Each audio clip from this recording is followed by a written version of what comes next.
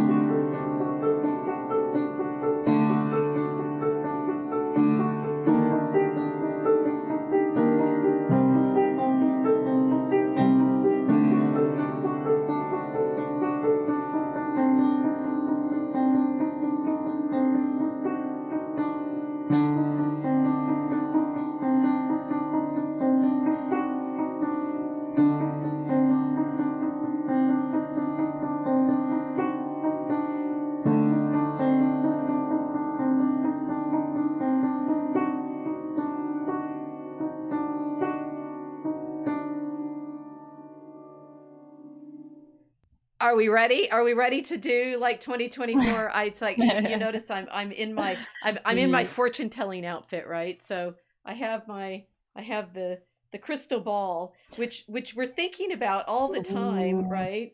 In Drake Yes, we are. Alchemicus, because in Act 2 there's a crystal temptation sitting there on the table during the tea party, and you guys we're getting to the drama. We've got all of the backstory of all of the characters written, and now we're about to set them up. So, well, we don't know yet. No, I mean, we need some help getting the energy up, right? I've got to get back to fencing in 2024. I mean, I've been a pudding for way too long. The COVID is over long ago. Everybody's forgot about it. We can't even, except for my entire family apparently tested positive for it over the Christmas. I don't test. I don't do that. So I have no idea what I had. I just was sick. Maybe I can ask I'm the sorry, crystal you all. ball, right? What did I have? The I'm not asking those yeah, tests. Who knows what those tests are going to tell you, right? They're trying to make you feel like you've got something. I'm certain of it. yeah. That's Well, how it depends on suspicious I who. am. Uh, I mean, the tests became not just COVID tests, but COVID and influenza tests in Australia. They Hmm. were actually rebranded as COVID and influenza So tests, it just means you're and sick. a lot of basically, yeah, it just means you have the flu. And the public health officials here were saying it's almost impossible to tell the difference between COVID and influenza. So just assume you have COVID. I mean, they've said it. I It's the no. flu. No, it's the flu, right? Yeah, it's the flu. And Yeah. so whatever I had, it lasted for weeks and weeks and weeks. You all know that I've been, struggling with my voice since, Mhm. I think, since Hans was on. For sure, Mm. right? So whatever I had, but Yeah. it didn't fit the symptoms of what everybody else had. It was a little different, blah blah blah. It's like, yeah, it's seasonal for sure. The Mm. flu, right? Yeah. So Yes. we're here Except tonight for to give. the years of 2020 and 2021 when it mysteriously vanished. Indeed, indeed. And Mysteriously. I'm back in my Mm. cycle of teaching, right? I'm back now this year teaching my History of European Civilization section, and the deja vu is constant, right? Because I do it every other year, so it's like I'm remembering when I was teaching it in 2020 and the world was ending, and then it didn't end, but it did go Mm. into the sort of French Revolution terror moment. And now we've come out of it, and everyone's too calm, I think. I think we need to I rile wonder them up a why. bit tonight. Or at least I want to. I've got to get my Yeah. my fight in, because drama depends on it. you've got to be able to hit people soon. So I mean, just for with a practice, right? You know, it's like yeah, the draw. So one of the things that happened, if any of the guys are watching tonight, my class is mainly men in Eurociv 2 this year. It's quite interesting, right? Um, but now I forgot what I was thinking. I was thinking about drama. all the young men in my class and how much they want to learn history. Um, I mean, one of the things I recognize in teaching the course is you need to be able to reactivate whatever it was that was animating people in the time, and sometimes that's really hard. It's actually Mm. really hard to remember, to understand why the Schleswig-Holstein question was a question. See, nobody knows, right? Apparently, it was a big deal in the night. I've been reading a book about Germany, Germania, right, the German-speaking world, and it didn't really completely explain the Schleswig-Holstein question, but it has to do with Germany trying to get a port on the North Sea as opposed to on the Baltic, which getting that port on Mm. the North Sea was unfortunately a very bad thing for them, because then it meant that they in effect challenged the British, with whom they were basically cousins, because like the royal family had been intermarrying all these generations, the Hanovers, right, or the Saxe-Coburg-Gothas, or whatever they are now, they call themselves Windsors.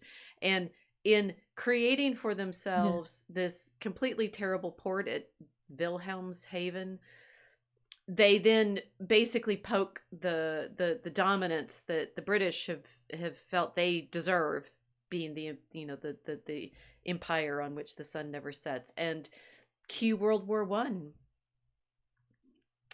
and then the Mm. after effects of World War One, World War Two, the after effects with which we still live, right? And it was interesting trying to get the energy up to get the class to be in a situation where they realized what was at stake. And then I realized I wasn't able to do it either. So I asked you for help. You gave me some memes to talk about tonight. Let Kilts do it. See what she did? She wants people arguing. I do. Help.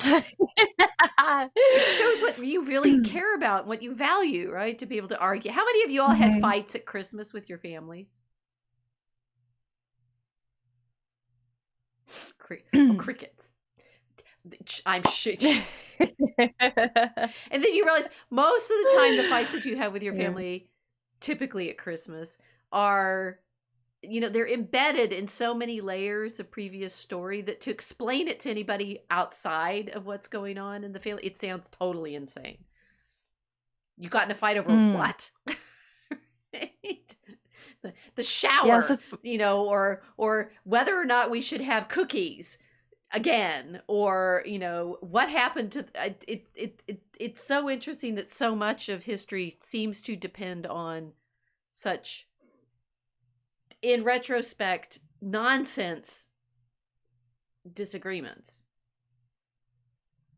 Mm. Yeah. I mean, the facts are nonsense, but uh, the heightened emotion tends to hide the nonsense of the disagreements, doesn't it?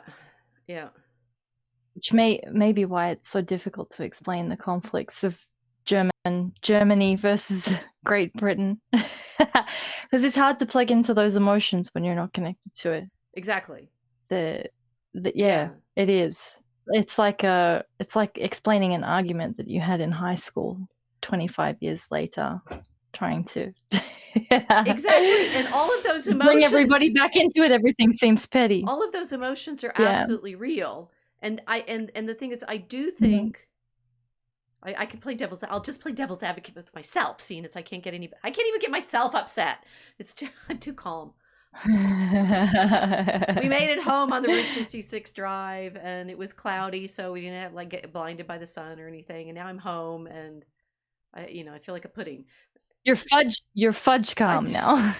Too much fudge, right? But the thing is, the emotions are real, and they do tend to signal Mhm. actual conflict, right? Even if the Mm. premise, even if the sort of problem that is being apparently the trigger the dynamic is real, for sure. Mm.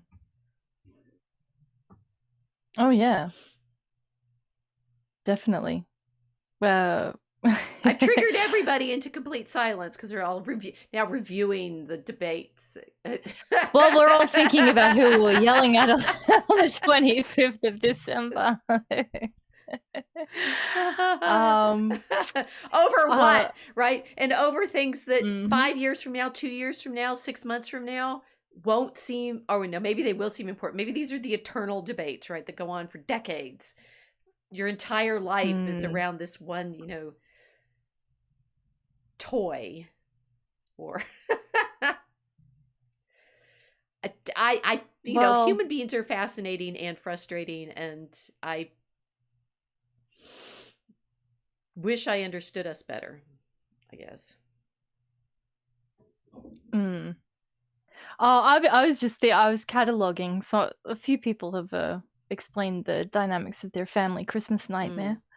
Because it is like that for a lot of people, and you know, the uncle that disinvites somebody because they didn't arrive one year, the non-arrival becomes the source of conflict. It's strange. It's strange how even an absence can be a cause for conflict in a lot of cases. I'm happy I got to have a fairly low conflict Christmas this year.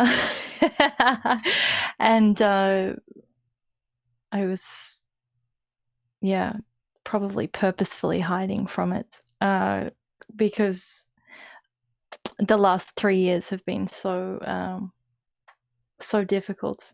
Like keeping a catalog of people that are irritated with me or people that I'm irritated with since 2020 is kind of difficult. It's like you sort of forget at a point why everyone stopped talking to each other, but it was sort of, you can put it under the umbrella of pandemic. Yeah. So everybody understands there. It's like our World War One. But it's still okay. Look, we have memes Yeah. tonight, guys, and this one, the first one, the deciding which propaganda fits my bias. Oh yeah, yeah. Well, that's perfect. I mean, it's like, Arguing. whoops, I can't even not mess up my tech here. Just saying, there. All right. Now you're fighting your tech fighting my now. own tech now. I've lost on my proprioception on exactly where all the wires and everything are, and I get all gestury and stuff, and I won't bet my camera because it's over there.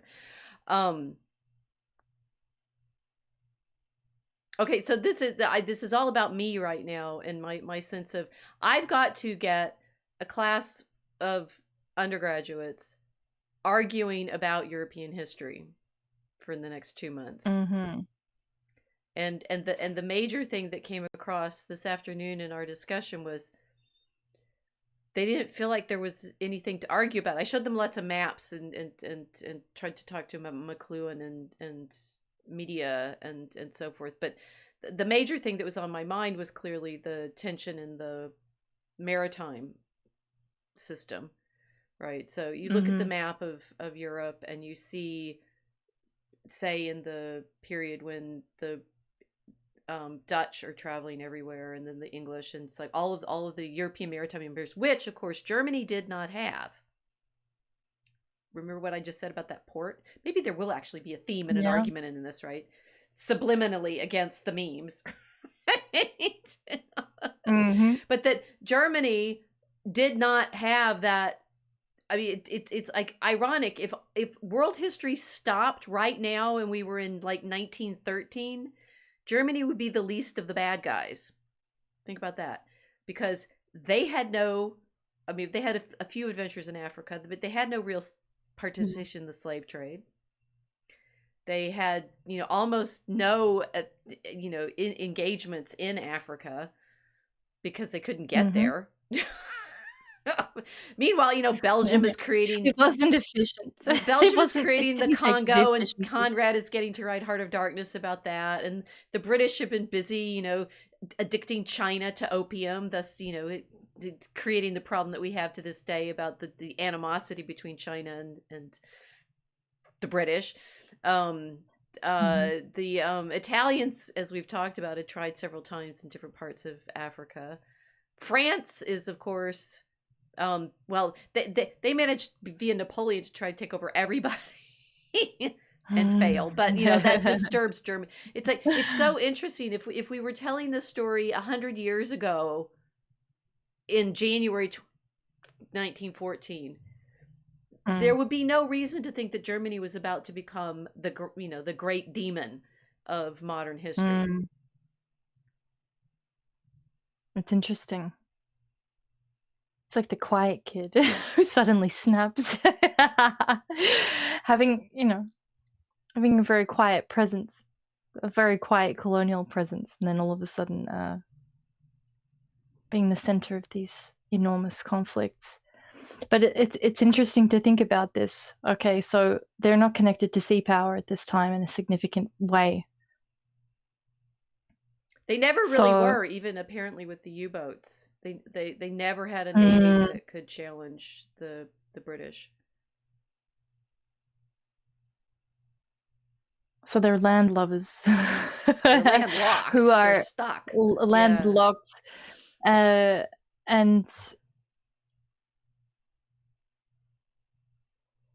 isolated with all of these other oceanic empires. Right. And now that's interesting. So they're picking, because you said something a few days ago, and as you just mentioned, they're cousins of the British ruling class in many ways. So what this kind of ruins one narrative to start an argument. We're gonna tiptoe around the one that everybody's really trying not to talk about. But oh, really? Okay. Oh, maybe I'm going to tiptoe around it. You'll walk right into it. I don't know. Which particular discussion that we didn't have at Christmas are we about to have now? Oh yeah. Okay, so all right, well this is the build-up of the European identity argument. But at this time there was not a pan-European identity. We're reflecting on a Europe that's carved into all of these different imperial systems, and they've built their power base on the seas. So these are ocean empires, and then Germany's sitting there landlocked, comparatively minding its own business, and suddenly gets into a massive fight with an empire that it's related to. Now, how does this happen if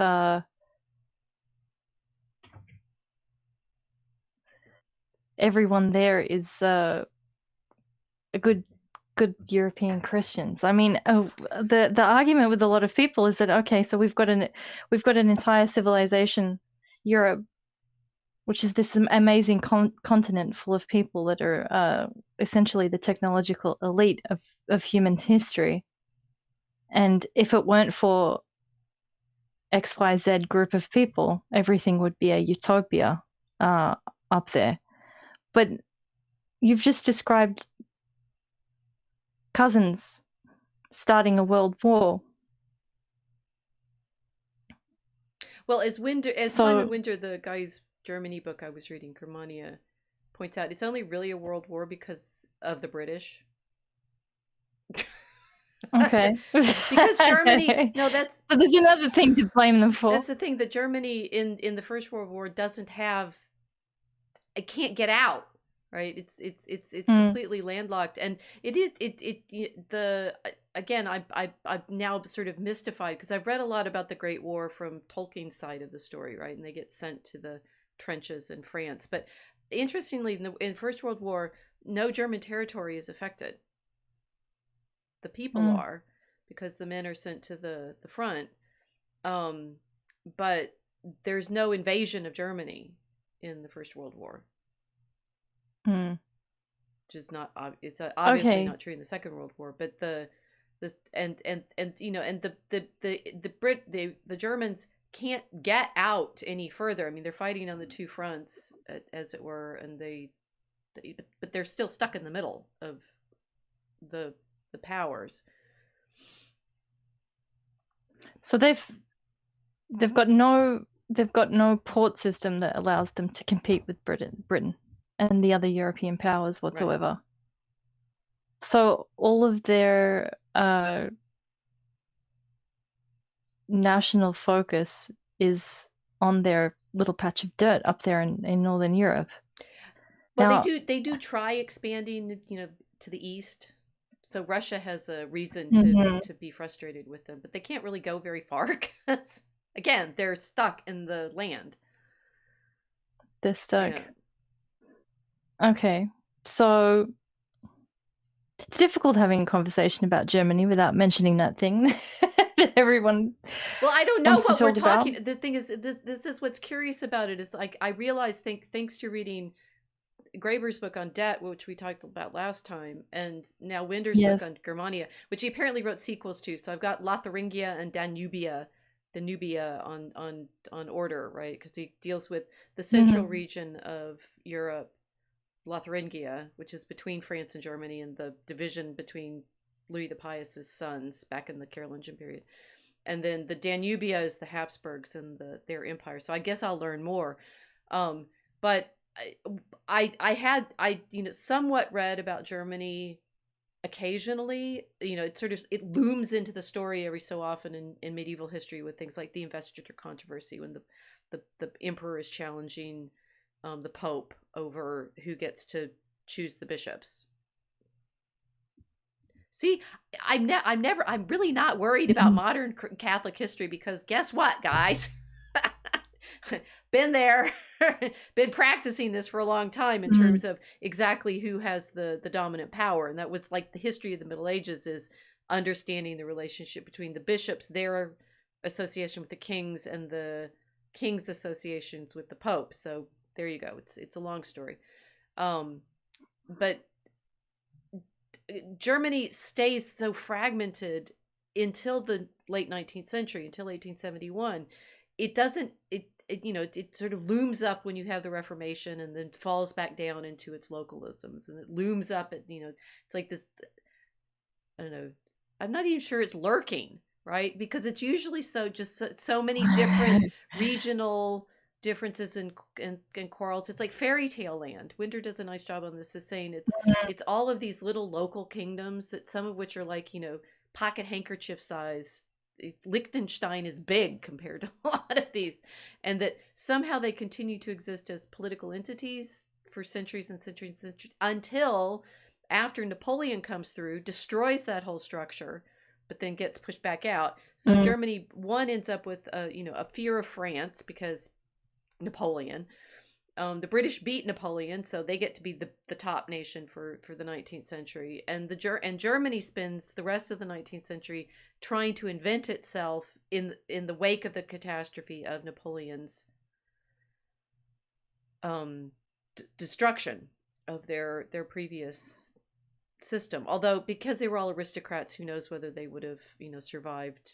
They don't survive after 1918. Apparently all the aristocrats, just like after the emperor falls, they just all say, oh well, whatever, and like either resign or die or move to Brazil or something.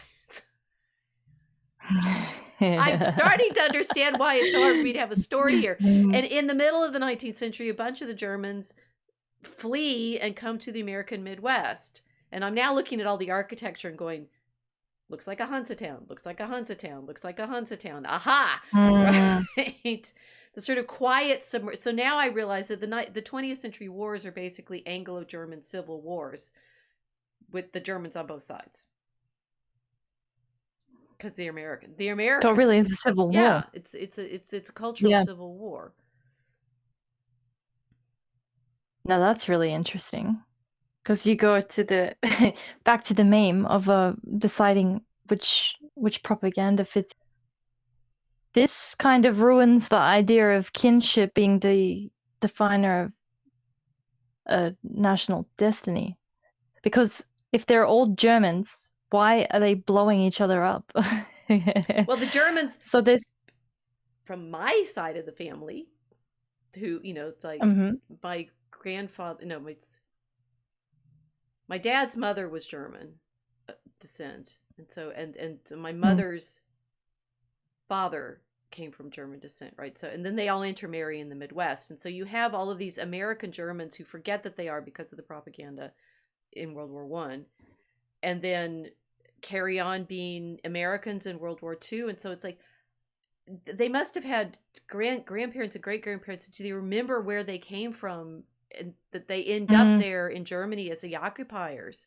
It's very interesting. It was like E. Michael Jones talks about this regularly, saying, you know, the Americans, because of our occupation and the way in which, you know, the military takes over Germany. But a lot of those people who were serving for the United States must have been of German descent themselves. Yeah, and it's not a lot of time for them to have a complete identity erasure and to suddenly invade their ancestral homeland. Exactly. And it's not a lot of time. That's it's like 2 generations, 3 generations, maybe 1848 2 generations. to 19, well, 1848 is a big, you know, the big migration. So till 1918, that's 70 years, right? So that's 3 generations. So that would be like the Australian convicts arriving and then within 3 generations returning back to invade Great Britain. Yes. And occupy it. Yes. That's nuts. That's absolutely insane. That requires a lot of propaganda, doesn't it? I mean, I realize now, how do you do that? We've been talking about the amnesia of COVID, right? The amnesia of what happened in 1914, 1918, and again in 1939, 1945. It's like, no wonder we have no idea what's going on. We've been through these several layers of erasures, so that you end up with, well, which side of which story are you going to find yourself? Let's find another meme. Let's see. We did pretty well with that one. Yeah. So now we have, woman, it's impossible to talk with you. You only give solutions.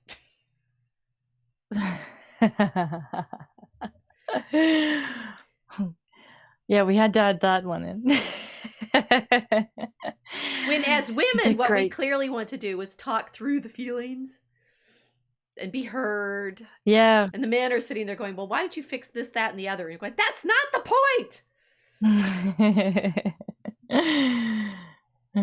It's like empires operate like women.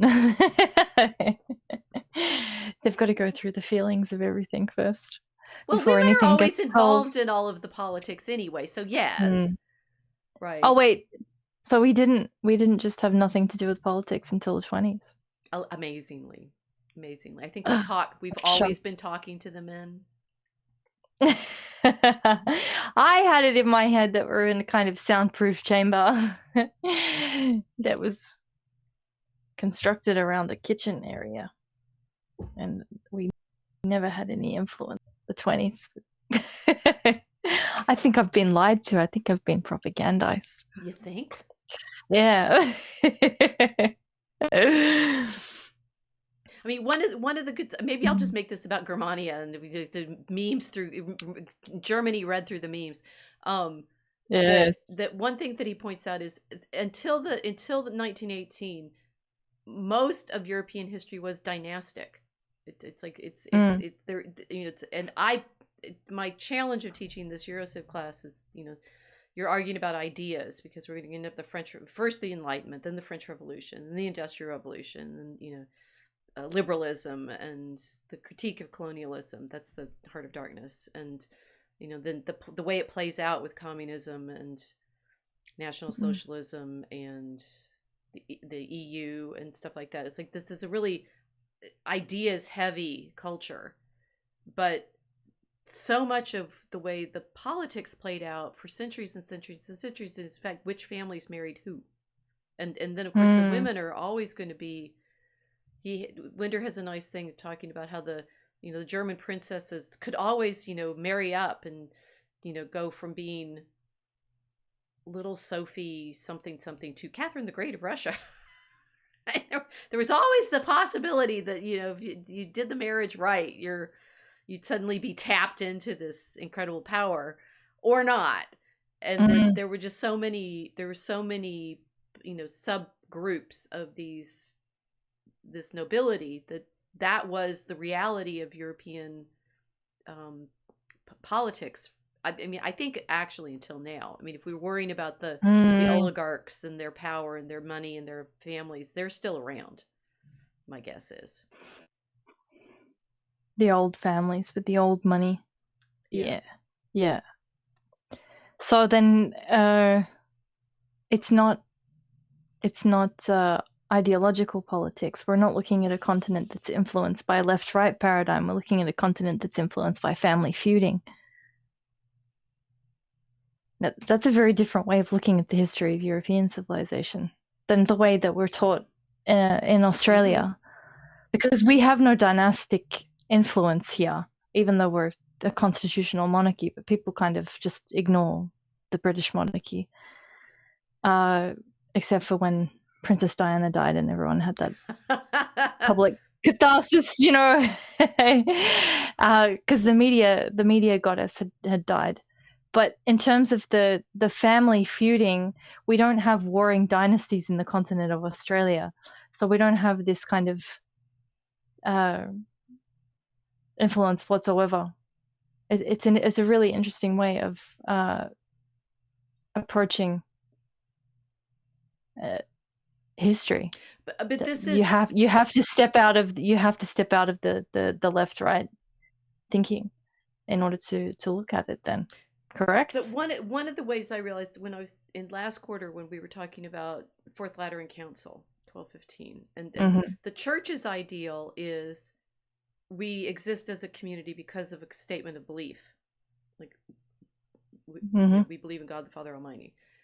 And one of the things that the church does try to do is limit the power of these kinship arrangements, specifically by limiting the degrees of cousin marriage that people can engage in. And that is in fact where the church intervenes politically most throughout the Middle Ages, is the popes this is why we end up with the Church of England separately, right? Because Yes. Henry wants to have Catherine be his marriage with Catherine annulled so that he can marry Anne Boleyn, and the Pope refuses, and so the king takes his church and leaves, right? But that had been the way that the popes tended to try to intervene in the political arrangements of the families for centuries. It's like saying you can't marry her because she's too close of a cousin to you, and therefore I tell you, Philip Augustus, King of France, that you were bad to put aside Ingeborg and marry Agnes. Right? I hope I got that right. Right. No, it is interesting how it's like there are these hidden relationships throughout our stories of the women and the men and their relationships and all these family relationships, and we assume that the history, as you say, can be explained with all these ideological battles, but as often as not, it has nothing to do with the ideas as such. It has, you're taking sides in the idea arguments because of the family feuds underneath. That's that's really interesting. That makes politics a Christmas dinner every day. Yeah. That's terrifying. I mean, it's because isn't it why it all ends up feeling so petty? Let's see what our next meme is. Oh, well, this one's the family that isn't and the family. unpredictable. No, well, I know what the order they were in. I did show you, but you gave them all to me. The men having their babies with their surrogate mothers. Oh yeah. Well, I had to put that one in. Which is, I mean, but it become topical in our usual way of finding a thread in the story, because it's simply the accidental mosaic reveals all of these relationships. I mean, the horror of thinking these men are having babies with women who are not their wives, and the pretense that the babies are somehow the men's babies alone and not the women's too, not the mothers. There was a billboard that I saw over Christmas every day when I was walking my dog that was advertising for surrogate mothers. Simple surrogacy. You could get $65,000 for being a surrogate. Big billboard. right there on the interstate. Unbelievable. We called it in centrism games. But this is the introduction of an industry, a new human trafficking industry that's being normalized. $65,000 pretend that a woman doesn't exist. So very, very interesting. Now, if we have that kind of culture that's emerging, well, really what that is that that's a culture emerging where women are not influencing family dynamics at all. Right. So to talk about wiping out the, I was thinking about Yeah. that image from, I mean, the meme that we're looking at has the image of the women as in the Handmaid's Tale outfits. And it's like, this is literally what the Handmaid's Tale is describing. Yeah. You know, the otherwise infertile couple uses this woman's body to make a baby for them. How this turned into something that is something you advertise on billboards is astonishing. Yeah. Yeah. And well, it's not even infertile couples. Right. People are doing elective surrogacy now. True. For various reasons. I mean, it used to be a bad thing to say, oh, you know, those aristocratic women in the Middle Ages would send their babies out to be nursed, right? So the nursemaid, particularly Renaissance Italy, right? That the women have lots and lots of babies, but that the upper class women would not nurse their own babies, so they find the women who will feed their child and their own child. So why weren't they nursing them? Was it kind of a fashion. status? Yeah, it was status. Yeah. You don't do your own laundry. Okay. You don't nurse your own kid. So the formula thing. It's formula. Yeah, it's formula. Right. Yeah, it's baby formula. But with the mom, with a woman. Right. With the person making the formula for you. Right. So now this is interesting because I've been thinking about what happens when the normal people, the folk, the peasantry, whatever you want to call us, start following the trends of the aristocracy. And it seems like this, I mean, for $65,000, that's an aristocratic choice in terms of having a child. Most people can't afford to pay someone give else. over $65,000 for a heart transplant, let alone to buy a baby off somebody that they can pretend never existed. But this is like aristocratic behavior that's sort of getting resold to normal people as a desirable ambition, a desirable social ambition, or a desirable commodity. So you've got rich ladies in Europe in the medieval period, Renaissance period, they're getting wet nurses, and I'm assuming that would have started to make other women kind of covet the fact that they didn't have to do all of this work with their children. I'm not sure, but did it have that kind of effect? I mean, in terms of what we would see now, celebrity influencers that are normalizing things like surrogacy, would they have had the similar thing with the aristocracy? Did the dynamics work the same way? I don't know in detail. I mean, what's interesting is in this Renaissance Italy period when they are definitely sending out it's like any story that has nurse in it, right? And the characters being closely attached to their nurse. It's not just that they like were governess or they were nursing them, they were feeding them. Okay.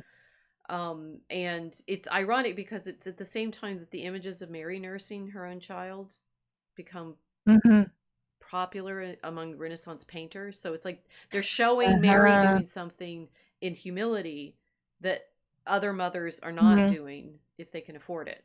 If they can afford to send their babies out to be nursed by somebody else. Interesting. So this soft form of surrogacy is contrasted by the virgin Right. feeding her son. That's really interesting. So of course, So I've been realizing, it is interesting that this idea level argument. So we started with the meme of the, choose your biases and things like that, and it's like we end up very, mhm, very rapidly within the family dynamics, and that these are, mhm, if we want to say what's the tension in European culture, it's between that sense of we are a family because we think we are, which is the church, yep, versus we are families because we are actually biologically related to each other, and that the nation ends up caught in the middle of all of this, and whether or not you, I mm, mean, the aristocracy don't belong to any particular nations because they're marrying each other at the high, you know mm, diplomatic level, and the German families are intermarried with I mean, the English royal family can't even, has to be German because they can't find, after Queen Anne dies and they can't find, she had all her babies died, so they need to find a Protestant. They go to Hanover, right? Famously, George the First doesn't speak English. mhm, The Windsors are actually Saxe Coburg Gotha. That the that aristocracy doesn't have any. They might have military feeling briefly for that particular region that they can collect taxes from or something, but I'm not entirely sure that they have national feeling in the way that the people are alleged to have. And it's not even clear, it's mm. not clear to me exactly what kind of national feeling they have. Is if, for example, I'm saying all these Germans leave Germany in the mid 19th century and come to the American Midwest, like which nation do you think you belong to after that? Yeah, it's interesting how many generations until you lose your nationality or you're transformed into a completely new nation. That's a really interesting argument. So we're doing this. I We're doing mean, this kind of. So we have now boomer humor. Boomer humor. I hate my wife. yeah, See, look how much family stuff is in millennial humor. I uh-huh. hate my life. Gen Z humor. It's the time to rejoice. The cheese stick hath returned. And I do feel like sometimes the conversations are going at this level, right? It's like, what relates to Yeah, anything else? What, binds wife to life to absurdity? The cheese stick. the cheese stick has returned. Yeah. But you were developing a thought there. Sorry. The where is the Oh, nation? that's okay. Yeah, where is the nation? I mean, if you look at biology, then Americans are Germans. Why are we calling them Americans? I mean, the majority Oh, a of them, good chunk of that them is. They from should, in the Midwest, yeah, definitely. a, Yeah, an enormous about cohort 30% of the American apparently. population, which is how many millions of A people? I mean, that's lot, easily more than the entire population of Australia. right? Easily. With 30, yeah. Uh, Intermarried a lot with yeah. the Scots, right? Which is, again, my family Okay. did that, right? So Fultons marry to the German families, and yeah, so But still Germans. So it's an interesting thing that the okay, now this is where I get irritating because now we've got this cry for a strong reaction to globalism that everyone should become more nationalistic, have more right, national feeling, that there's a rejection of any claim that you can have immigrants that can assimilate and become a part of the nation. That what if you're in a particular nation, you're always going to be of that particular nation right. unless you're wiped out. There's no assimilation, there's no intermarriage, no ethnogenesis. However, German Americans prove that to be completely false. Now that's a problem. Also,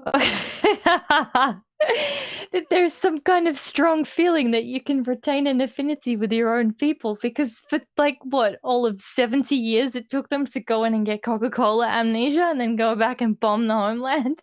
I mean, that's okay. Now that's very interesting. Mm-hmm. So, all right, we've got a couple of problems. The cheese stick. The cheese stick. That brings it. Yeah, that's very problematic. That is a cheese stick, and that explains Zoomers very well because they can't analyze anything because they've lost all familial links to the Right. heritage. Not only have they lost those, they're being told that they can't become a new thing. Because once something, always something. Does it make sense? It does. But and the thing is, It's this not like is me. So obviously these are my undergraduates are mainly around 20, although a few of them are a little older because they're veterans. But I've been teaching this class off and on for 30 years, and it's been very. I was thinking today about how interesting it is how the tension of the course of European history has changed from 1994, 95 when I first taught it to now.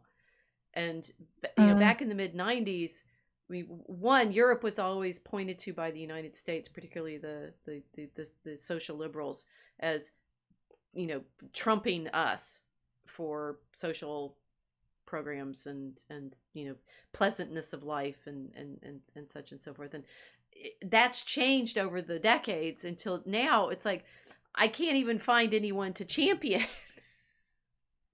European.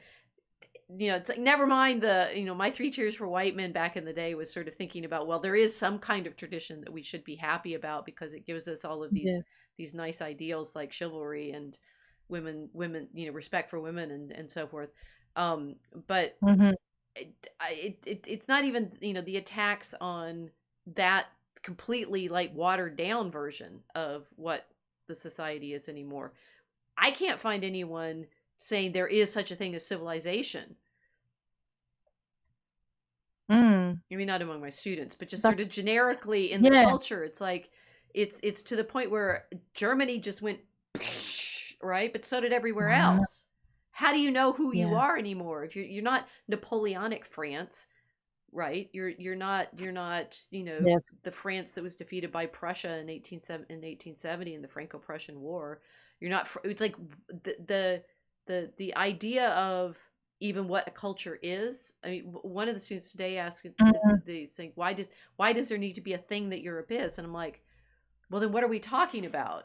I mean, that is a serious question. It's like saying we're going to find out that the Enlightenment invents this idea of there is such a thing as civilization, there is such a thing as culture, and it has certain characteristics, and you can live within it. But what are its characteristics? At what point do you feel like you have human relations in a meaningful way? Particularly when your mother is, a surrogate that someone else, that your father's paid for you to be born from. Like, who are we at that point?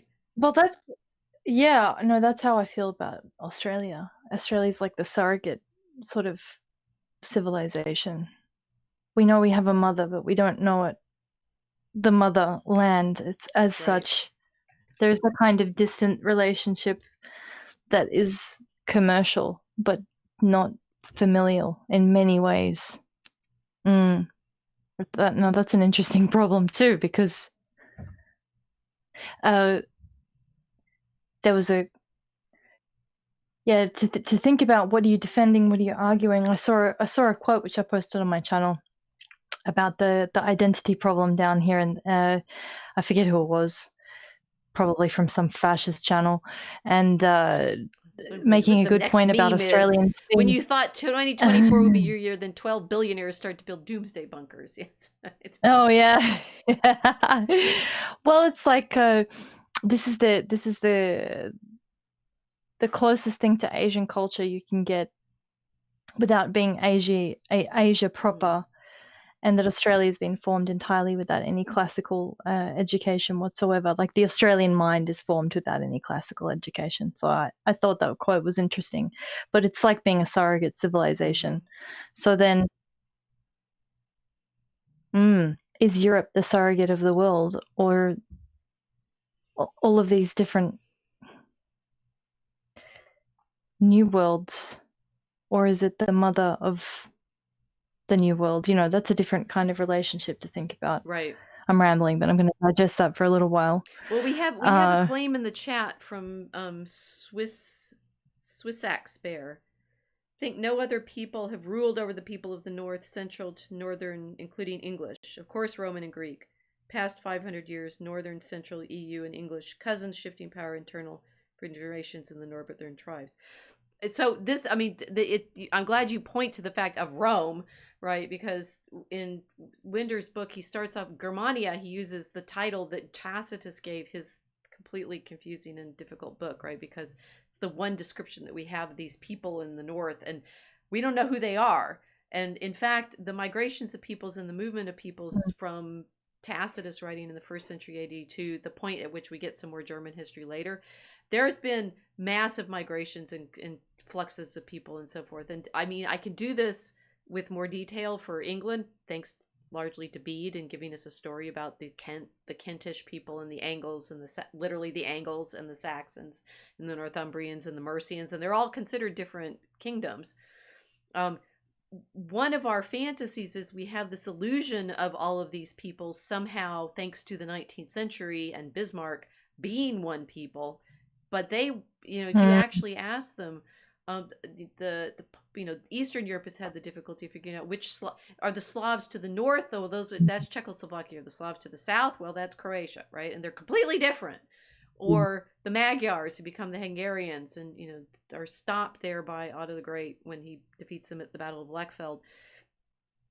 Europe went through many, many, many movements of peoples and migrations, and there's so many categories of nation that are lost in the midst of the medieval that that's one of the reasons that Germany was so fragmented and politically simply an empire under the Habsburgs, who didn't really control the central part of Germany, because it has all of these layers of past over and over and over again. And the billionaires starting to build doomsday bunkers, that's basically all of the Middle Ages, right? It's called castles.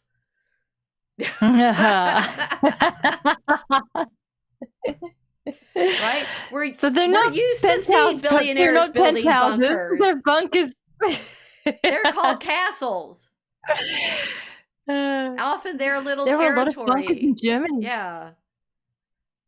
I mean, the English, like Edward I tries to do networks of, military fortifications in Wales as he had seen, while on crusade. And yes, the Templars and the Hospitallers and the Holy Land managed to build actual systems of fortifications. That's not the way Germany, I've now learned better, to actually develop. There's no big systems of fortification. There's city walls, which, and some of the cities themselves are like free imperial cities, so they have their own entirely independent political existence. That's wild. Yeah. I mean, if you want to, it's like, what could we become in the United States after, the fall of the empire? Well, look at Germany throughout the Middle Ages. After Rome's go back to being German. We'll be ready. America's just going to return to its roots. Hey, I saw a road. I got lost when we got off of one of our turnoffs, and I'm driving around trying to get back to the, we can go to this truck stop. And there's this a little bitty road called Vogelsang, bird song, in German. Oh, in the middle of the American Midwest for no reason whatsoever, right? Amazing. Well, there it is. Oh, it's left over. They have it's not been erased. It's there in odd ways. So when I say the architecture is Hansa towns, there's a style of sort of thing at the top of a house. I'm not sure what to call it. Maybe it's a pediment. No, pediments are like in temple. It's just a front, like a frontage. You think of it in American Western towns where there's the town, the shops will have a front, and then there's just a box in the back, and it looks like every Western you've ever seen.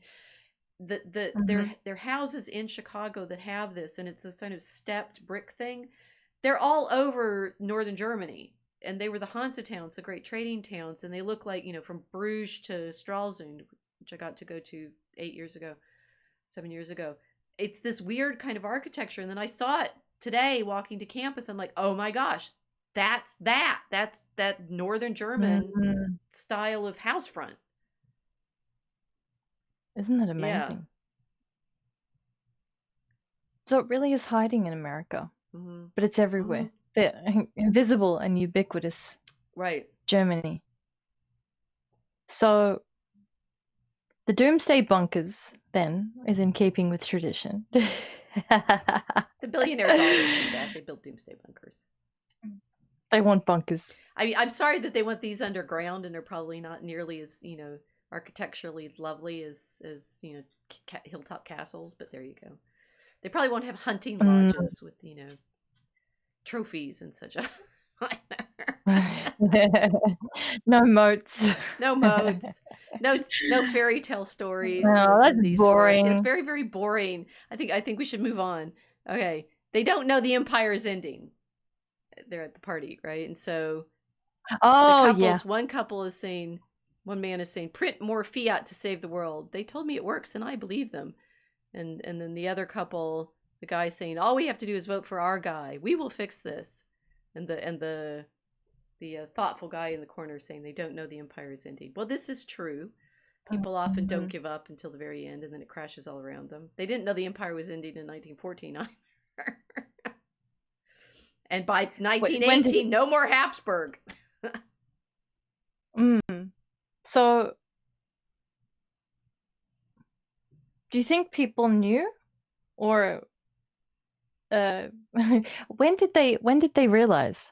Like, is there a public declaration, or just how does it work historically when people just wake up one day and realize there's no empire now, it's gone? Well, in Because we don't have the their dynasties economy to say goodbye collapsed. to. So they kind of noticed. Okay, that'll do it. With the fall of the Roman Empire, it takes generations for the legions to be gradually replaced by mercenaries. And that's definitely happened by the 5th century. But a lot of the structures, I mean, the senatorial families, even in the 5th, 6th, 7th century, are still hanging on in the Gallic towns. Talking about the billionaires building their bunkers, when the barbarian chieftains move in and start taking over the Roman Empire, for the most part they take over the tax collection, and they move in and they become the guy that you pay your taxes to, just as you would have paid to Rome, right? But these Franks, say in Gaul, the Merovingians start taking over the economic structure. Eventually, however, enough of the manufacturing collapses that, for example, you can't get tiles for your roof anymore. Oh, so we can see that archaeologically, that there's the houses become degraded in terms of building materials that they have access to, and then there's the huge question. Belgian scholar Perrin had a thesis about exactly when the empire falls, and he says, oh well, there are all these luxury goods that are still traded until after Muhammad, till after the 7th century, but it is clear that the infrastructure and the connections they may still exist, but they're breaking down. So it can be immediate, like after 1918, and Germany ends up in crushing inflation, or it can take a while. Okay. Yeah.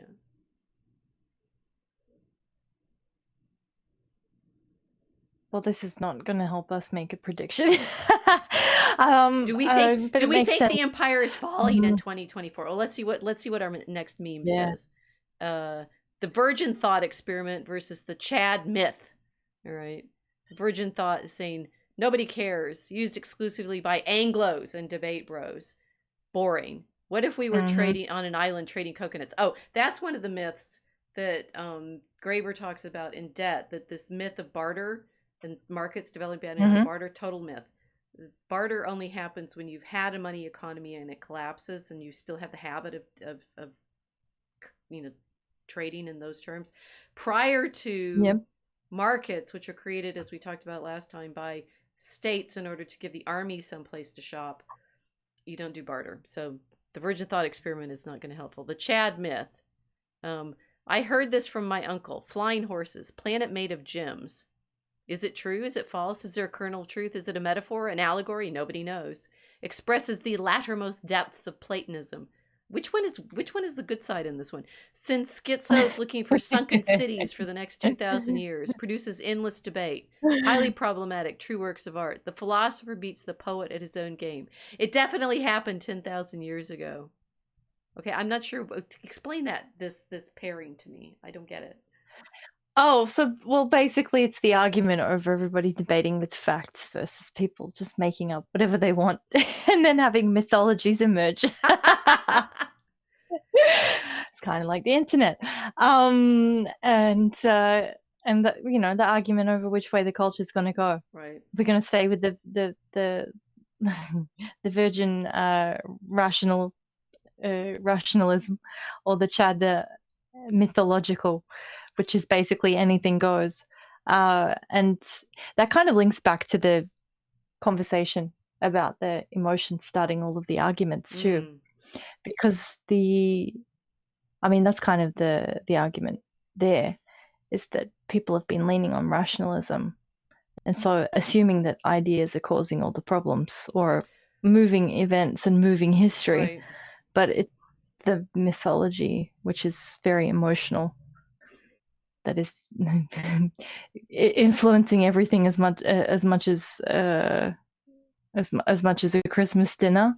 So well, even reason from the Enlightenment version of reason is one of these emotional myths too, right? Because it's like we can order and system. That was what Napoleon did in destroying Germany. Is that he comes through, and as the French are desperately trying to do throughout the revolution, I'm guessing what he did. I'm not really clear on this. I need to read some more. Winter wasn't terrifically clear, but he comes in and he reorganizes the states, and actually very quickly. I was surprised that Napoleon was able to have such an enormous effect, and that they didn't bounce back, because I don't think he was there for more than a decade. But rationalized the whole structures of everything, and then they just collapsed. And the Germans had to start over. Trying to be rational about things is not going to help. So we need to Chad mythological. Well, I think we do, to motivate people to care about being alive. Like they need to have some sense of adventure and purpose, and that tends to come from myth, not from mechanism.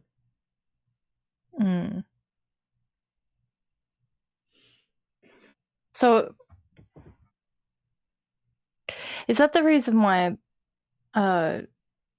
talking about history and people not being able to have arguments about it is because they've forgotten all of the mythology?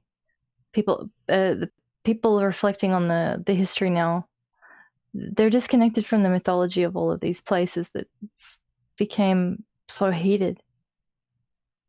We've lost the stories that allow us to feel that passionate. I mean, it's sort of the Zoomer meme. We're finding the cheese, but we don't have even the boomer passion of I hate my wife. There's no Gen X millennial passion of I hate my life even. Nothing. It's a lack of passion, and it's pure absurdity. Which is what I mean. Europe goes through after 1945 as they're not really allowed to have any passions anymore, because passion is bad. Passion is Wagner. Passion is you end up killing too many people. And so they're actually, as a continent, kind of frightened of it. That's why the EU is so boring. Gotcha. Because as far as the people who set up the EU, and then it becomes the common market, and it sets up the European coal and steel community, and then it becomes the common market, and then becomes the EU, is they're desperately trying not to have any kind of like oomph to it. And if you look at the EU every so often, it's purposefully boring. and but what's ironic and sad Oh about it is like God. they're desperately in their founding documents, the EU, like its preamble for its constitution, trying to define itself as, like it's going to respect our cultures and our past and stuff like that. It's like, what? Right? It's contentless Yeah. tradition, which therefore means nothing, right? Tradition is the fight that you had with your family at Christmas. Oh dear. Yeah. It's the reason I'm not welcome in multiple places. It's good to know I've got a lot of traditions. I don't know. These memes they're helping us, but they're not really okay. Here we now have Burkheimer post a picture of some swings, summer 1998, and a stewing strawberries. It looks like where sweets are baked, not bought. Loving this new TikTok trend of 14-year-olds thinking 1998 was actually the 1800s. There is a theme emerging. You just picked these memes as something that things that we get, and there is a theme emerging. This is good. We've lost the past. Amazing. Yeah, no traditions. So picking strawberries seems archaic. And yeah, I mean everyone's kind of lost track of time. I like that one because it was, obviously I'm going to defend my lack of understanding about what decade or century we're in. But it's clearly past, It's right? too Something that hard. happened. The swing set from Yeah, 1998 exactly. just looks unimaginably a long time ago. Yeah. And having having mistakes of entire centuries. I mean, that's amazing. Well, that There's is no typical of people being able to date stuff in the Middle Ages or not, right? uh I'm used to this. The 12th century and the 15th century, they're completely different, but they're medieval. So Okay. So it's not so none of it's this not is so new. unique, Bunkers, but they're called castles, right? all right. So the grandma hobbies where everyone wants to cook their own strawberries, turn them into candy. I mean, this is like not being able to get tiles in a collapsed Roman Empire and suddenly having to, construct roofs through local materials. Yeah. This is a kind of pivot from import-export culture to DIY survival, which is romanticized as a kind of quaint return to tradition, but actually what that means is people are beginning to develop survival skills for when they can't get roof tiles. Maybe. Well, I do wonder about this as what happens when empires collapse is you get very regional. Okay. And the United States, so the interstates. I was asking the students, it's like, what do you think about the interstates? It's like they're Roman roads, and therefore they're military. We think of them primarily as commercial, but the commerce travels in under the protection of the U.S. military. That fudge shop that we like teasing everybody about is actually next to Leavenworth, which is a army training camp. So the mark of the empire is everywhere in the road system and in the homogeneity of what happens along those roads. But that's what empires like, right? They like homogeneity. The Roman Empire tried that too, so that every Roman imperial town had the same set of architectural features, right? Forum, circus, various temples, right? And what happens is, the ability to stay in contact with all of those, regional networks collapses, and you end up with just the local. The early Middle Ages is very it's very romantic and local. The Germany loved its localism, right? So it's like a post McDonald's world, basically. Because from what because I had the image in my head of a McDonald's restaurant, because they're everywhere and they're all homogenous because you get the same tasting food in every single restaurant. and they all have the same drive-through system, and everything's set up in basically an identical way. And the menu's basically the same no matter what region you're in. So that's post Rome. It's a world with no more McDonald's homogeneity. Yep. And thinking about that as like I mentioned Perrin and his thesis about what happens in the breakup of the Roman Empire and the degree to which that long distance trade persists. Everybody's been arguing about Perrin's thesis for 100 years, and all the details of it are wrong, but there you go. It's a great thesis and makes a good story, so we use it as a myth. And he claimed to have tracked various things that disappeared, he said, in the trading: papyrus from Egypt, the wines of Syria, actually the wines of Gaza,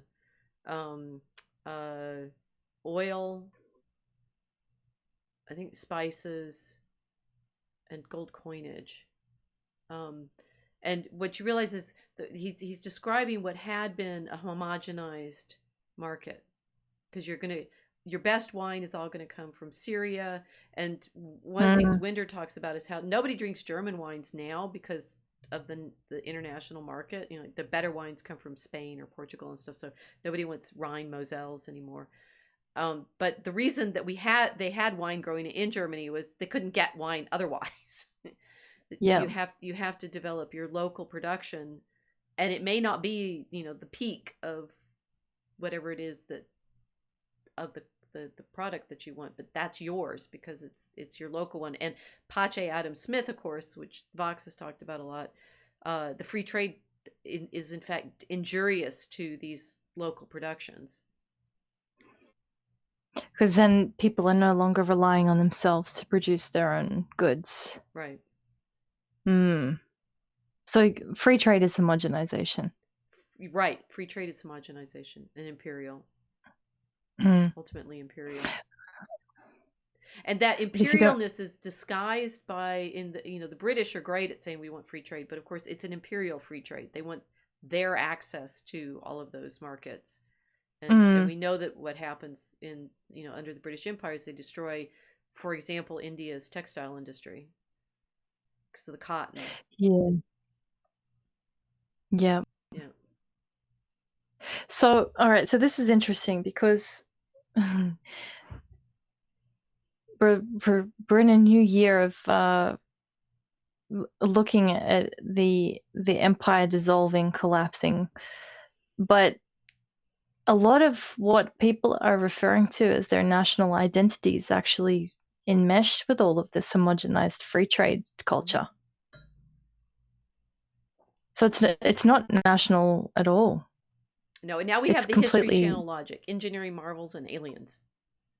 Oh yeah. Had to throw that in there. There's been a lot of talk of aliens recently, hasn't there? Having spent some time in archaeological excavations doing the Munsell color test on pottery, that little color card that he's holding is interesting.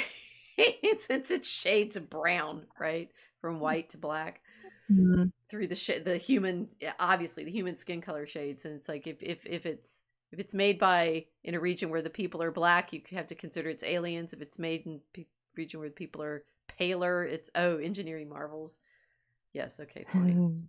But all of those, all of those are imperial. It's like the aqueducts, the Colosseum, the Parthenon, the Aztec temples, the Egyptian temples, and the Easter Island heads.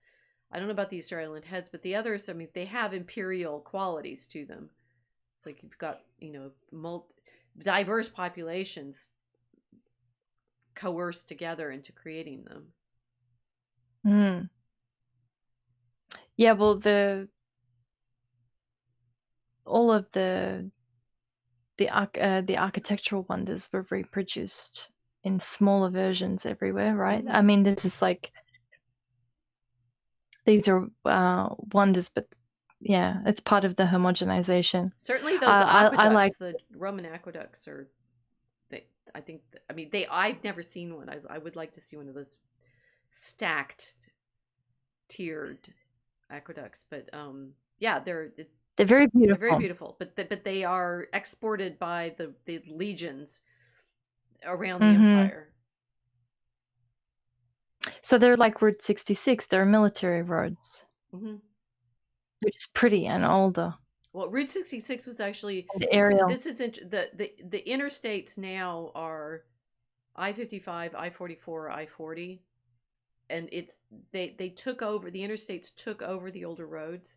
So there were, Route 66 is the older road underneath them, underneath the interstates, which does Yes. most of the time follow the route of the original road. And I think Route 66 itself was overlaid on other local tracks, right? So the interstates massively homogenized the American road system, but there were roads there already, except for through the cities where they bulldozed people's houses To make the architectural marvels, well, the imperial in wonders. Chicago was to break up the Catholic communities, but there you go. I Mm. mean, it's very purposeful. They went Mm. straight through all the Polish Catholic neighborhoods with one of the northbound interstates. Mm. No, that's really interesting. So that's a direct repeat of Roman imperial policy in a lot of ways, or it and the colonial borders, Mm-hmm. right? You've divided an entire community with a road. Yes. It's essentially what happened to the Germans. Mm-hmm.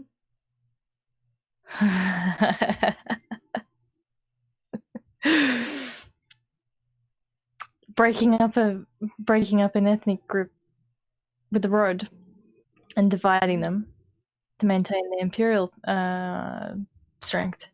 Yeah. So, okay. Now, if people are going to be arguing about the roads getting bad, the infrastructure breaking down, this isn't necessarily a bad thing then, is it? Depends on whose side you're on, right? Yeah, exactly. Because what happens then when ethnic groups are no longer going to be divided by those imperial roads? Ooh, they might talk to each other. So, interesting. So that they're going to be left without that kind of infrastructure division. Massive social engineering that happens from the presence of an infrastructure. Yeah. And then potentially without a massive import-export culture, they're going to have to localize. That stick of cheese. Maybe the Zoomers are right. Right? They want to make cheese again. They want their heirloom cheese. Well, and I mean, the Zoomers that I know in my family, they love that. They love those absurdist memes for sure. And they'll, or my students will now, they're young Zoomers, and they'll be showing me things. I'm like, why do you find that funny? They're definitely high on the absurd, right? It's like it's but it's this kind of joyous absurdity. It's not a despairing absurdity. That, like, Gen X, we're kind of passive and whatever, but it's not a millennial feeling. There's something different in the younger generation's reactions to things. Of, yeah, and there's the stick of cheese. There's suddenly this. Here we. Oh, okay. Here's a truck that says uncircumcised, non-voting, monarchist, pro-unemployment, monasticism. Alas, misspelled. It took me minutes. How else can I offend you today? Medieval. Yeah. And the interesting, monasticism was, like the Benedictine monasticism was so completely local that there was no such thing as a Benedictine order. That's a 12th century invention of the Cistercians, to have a sort of network of communities that are actually like bound by their administration, and the abbots have regular national meetups. The original Benedictine communities, each one was its own thing, right? So they have, you have to manage your own land and manage your own labor and your relations with the local lords who are collecting the imperial taxes as francs, right? Um, so in that one tiny way, Rod Dreyer's discussion of the Benedict option, it is true that what happened with the break of the Roman Empire was lots and lots and lots of localism, which could be very dynamic and fruitful.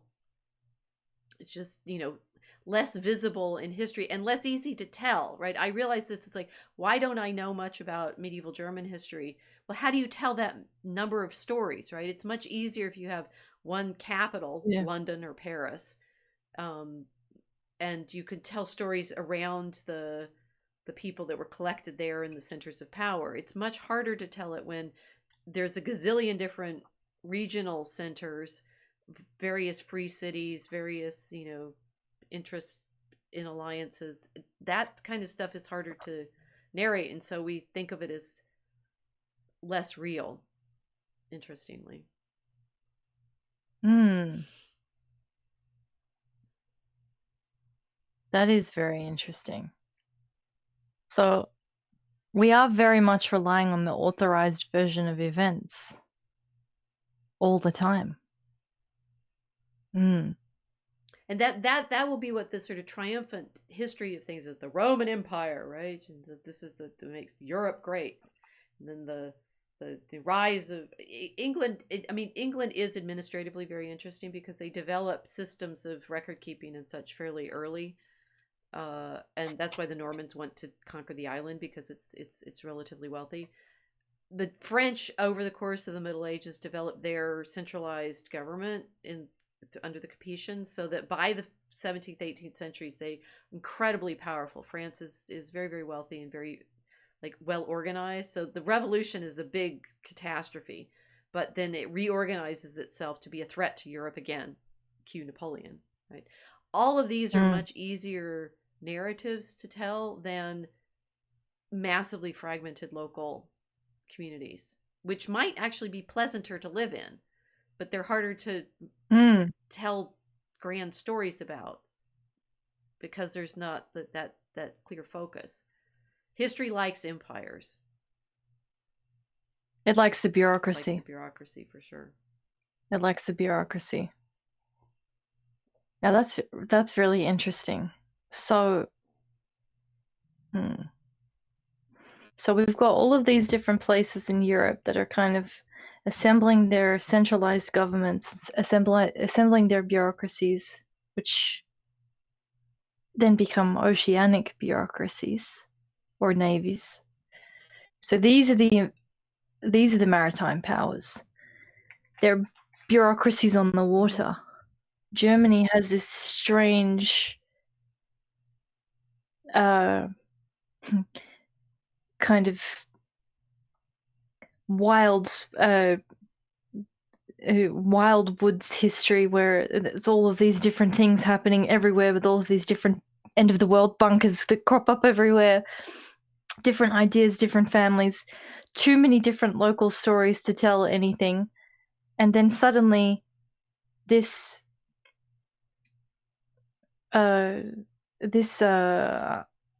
place, this kind of place of all places, develops the most intense bureaucracy of Europe in a very short time. It is astonishing to realize that. It's like the Nazis are the least German thing that ever happened. What happened to them? Well, first, this is what I now forget. We don't think we're not told this in a kind of.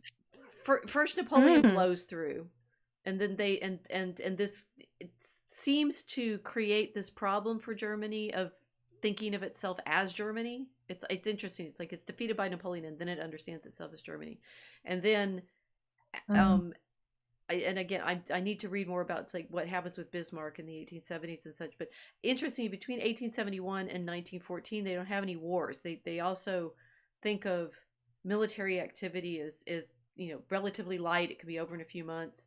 So whatever happened in 1914, when they kept saying, "Oh, it'll be over by Christmas," they had been in. Everybody had been in engagements like that had finished fairly quickly. So it was sort of stunned everyone involved that the trenches bogged down in the way that they did. But then after 1918, and some of the Americans get involved at this point, the Treaty of Versailles and such, they break up all of the old imperial structures. So the Habsburg Empire is destroyed, and you get Austria-Hungary. Mm. But it also apparently wipes out the German aristocracy, so that they all just resign. And it's like in the French Revolution, when all the aristocracy surrenders its privileges in 1789, that the German aristocracy just gives up. So the multiple countries that they are in that region don't have any more dynasties. They just, I don't know what happens to them. They seem to go poof and turn into something else. And then because of the reparations and the feeling, I had not appreciated this. In fact, that Germany hadn't been invaded, so why did they lose in 1918? And so that then starts fueling this sense of, having been cheated and be resentful, when in fact, up until 1914, it had been like everybody participating in the same game, as it were. It's interesting. Yeah. But then the game changed. So there's this, because I'm reflecting on this now, this kind of feeling that we have, not really sure what's going to happen with all of our countries. We know that there's going to be an imperial handover. That's inevitable. When? It's kind of happening already. There's arguments over the waterways and everything. But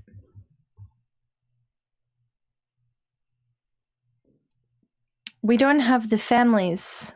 We don't have those prominent aristocratic families, at least here that I can think of, that are holding together anything. It's all bureaucracy sticking everything together. So are we in a kind of moment now where the prominence of families is going to be the thing that kind of emerges from this Anglo-American system? I mean, the bunkers are up, right? The bunkers are being built. Oh yeah. So are we looking at the new family dynasties that are emerging? Okay, so our next meme is something in Sei un aperto della procura. Is that Italian? Oh, is this a newspaper? Tell me about this newspaper. Oh yeah. This is so the other. This is another of the sort of mythological monster background stories that we're having to bring in. Yeah, another really bad family feud. So that was from an Italian newspaper, and someone got a shot of that because the article's discussing the memes that are circulating on the internet. But I thought that was amazing that now the memes that, it's like 4chan memes are going into mainstream Italian newspapers. It's happening really quickly. The time difference between the meme getting released on the interesting internet versus mainstream normal news is getting shorter and shorter and shorter. So, and the meme, I forget what it says exactly, but they're referencing. Nothing will stop me from committing martyrdom, which is oh yeah, and the woman in the hijab. A woman in hijab, and at the bottom, Hasidic Jew with the locks. 6 billions must cry. Yes. And something in Hebrew. So they're referencing the thing he's holding. So it's referencing Gaza. Basically, that meme is the call for genocide. And instead of it being the 6 million, it's the 6 billion. So everybody's getting kind of involved in what is being called the collective punishment, Right. after the Gaza invasion. So I put that in there because I thought it was an interesting look at how our online communication is getting featured in newspapers, and the event that we've witnessed since October last year is memed as it's going on. Like, usually you would have like a war correspondence coverage of a war. Journalists would be going in there all the time. You'd be getting special reports or whatever it is.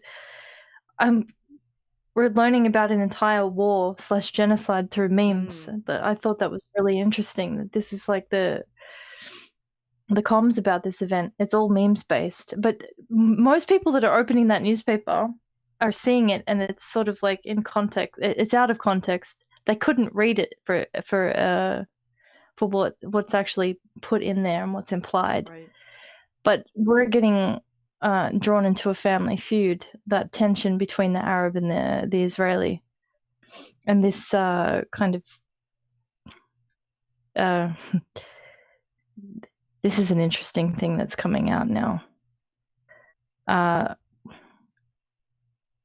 Choose your side in terms of a family feud. Right. Well, so you were asking about, it's like, where are the big families, the bunker families, and I mean, one of the things that happened in the Middle Ages is that the nobility despises its own peasantry. There's a famous moment in the 9th century after Charlemagne, where the Vikings are raiding, on the rivers in northern France, and the peasantry organize a response, an armed response, and the feudal nobility is developing at that time.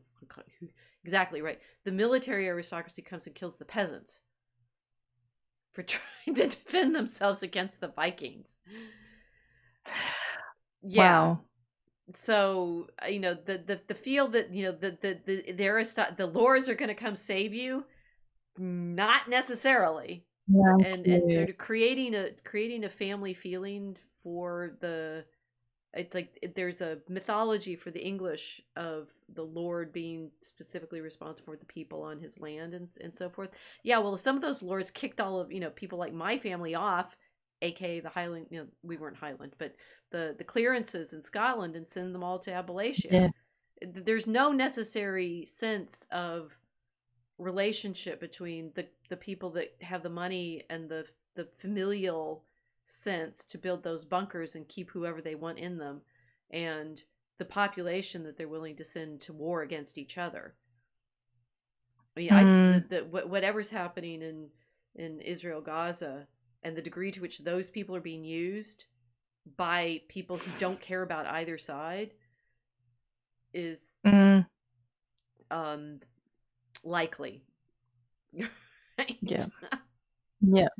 So that they're being stormed up into hating each other in the way in which we've been talking about. It's like the behind the scenes effect of World War I is all of the propaganda that was used to make sure that all of Europe hates the Germans.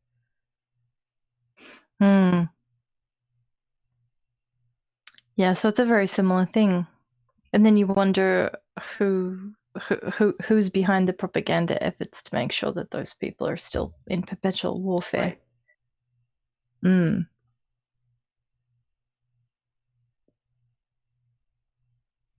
So, okay. So now we have a lot we have a lot of different problems now, because if we have aristocracy, we're not necessarily going to get an aristocracy that cares about the peasants. Most likely not. Which sucks. I mean, unless the outside option that they're Christian, but even then, it's not a guarantee.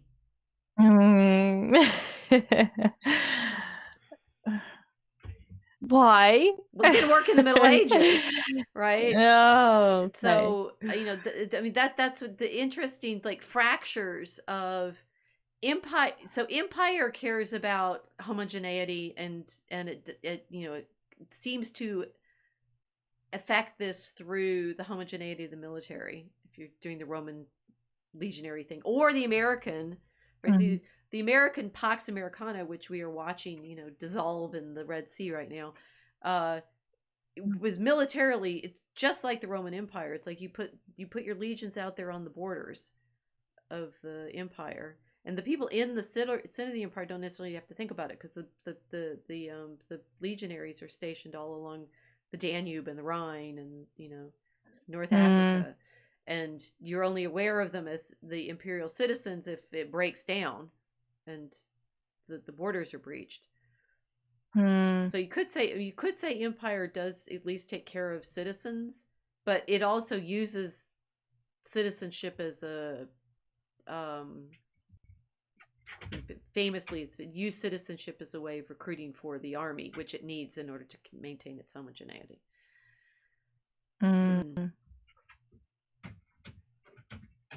So it's okay. So you need the enemies. You need to recruit from the population to people your armies to maintain your border.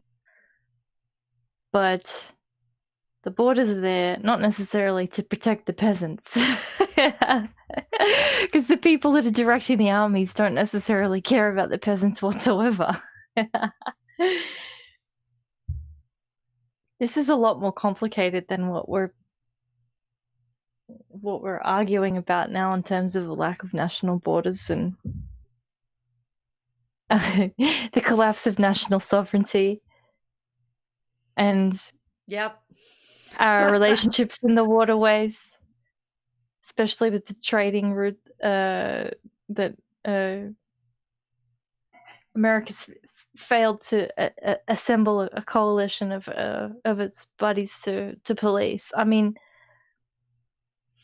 so basically, this smashes through all of the usual political arguments, the usual political rhetoric that everything is about ideas and it's those people think this way, we think this way.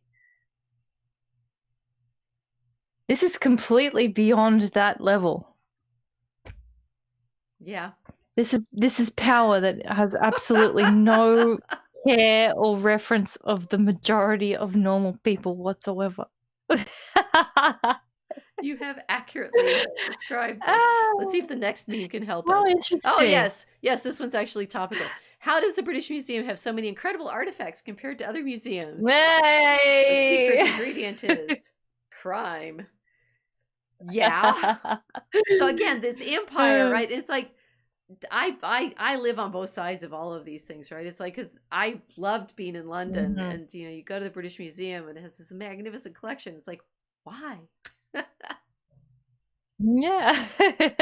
With donations. And it's a map of the regions that the British were able to collect from.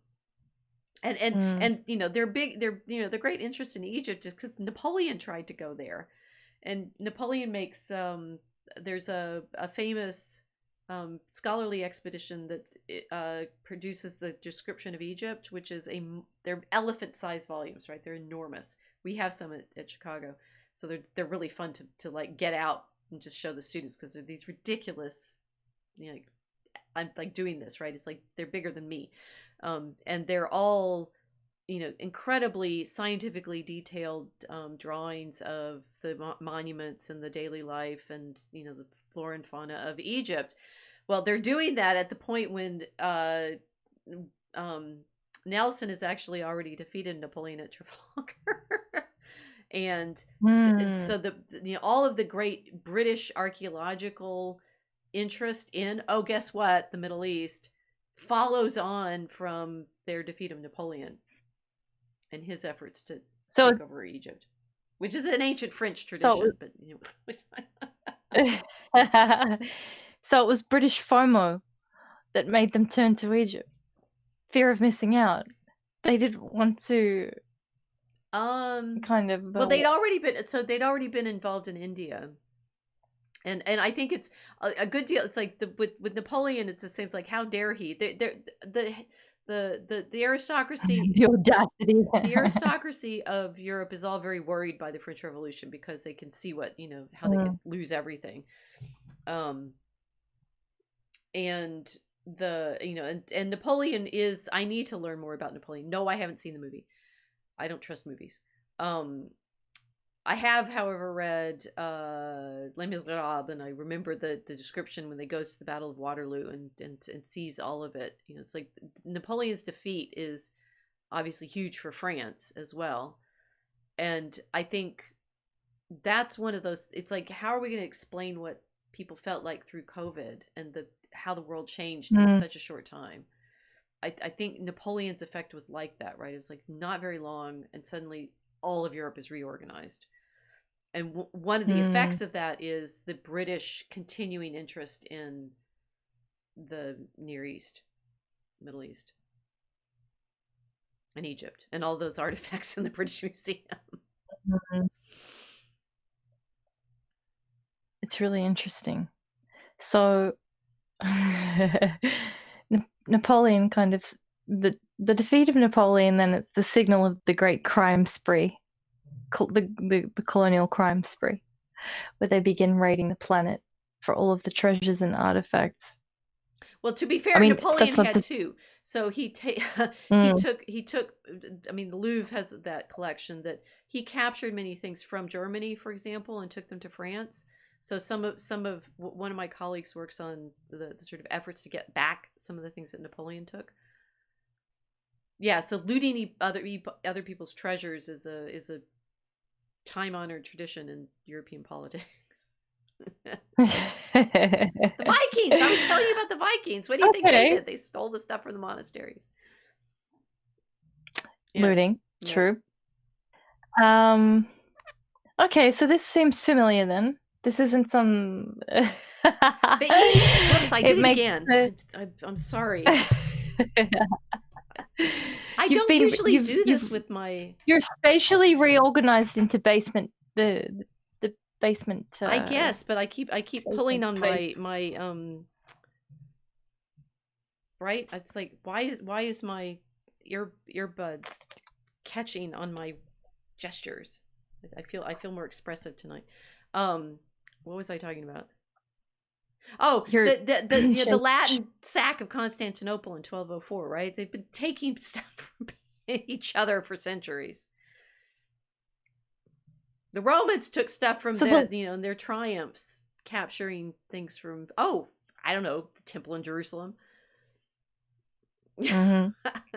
Right. So, the capture of the beautiful stuff goes along with the imperial maneuvers.